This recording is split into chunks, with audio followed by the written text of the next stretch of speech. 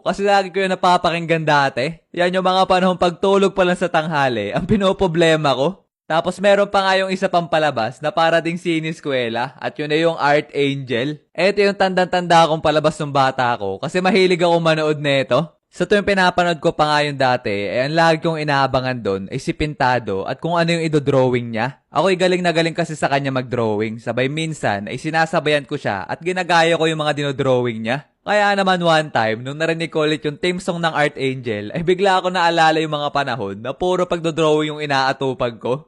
Yung Wonder Pets, naaalala nyo pa ba? Kasi kung ang mga bata ngayon ay may Cocomelon, ay tayo naman noon ay may Wonder Pets. Yung theme song pa nga ng palabas na yan, ang pinakauna nagpa-brain rot sa akin nung bata pa ako. As in, kada may nagre-ring na cellphone dati, ay napapakanta ako sa telepono. May tumatawag.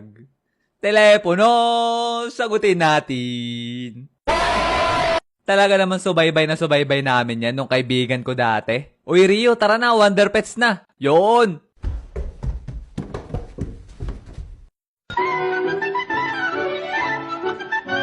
Sa telepono, may tumatawag.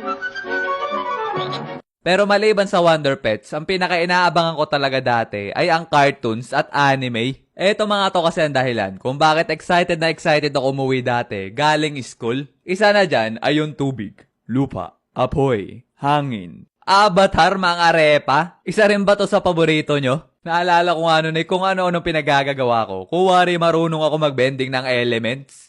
Firebending.